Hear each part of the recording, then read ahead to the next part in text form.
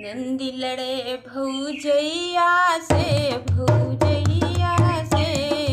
दैदा कंगनवा कलैया के भाभी दैदा कंगनवा कलैया नंदी लड़े भौजैया से दैदा कंगनवा कलैया के भाभी दैदा कंगनवा कलैया झगड़ा छोड़ाने उनके पापा जी आए झगड़ा छोड़ावे उनके पापा जी आए हट जा पापा बगलिया से दैदा कंगनवा कलैया के दैदा कंगनवा कलैया के नंदी लड़े भौजैया के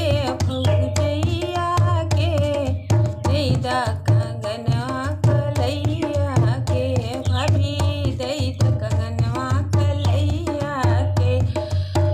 झगड़ा छुड़ावे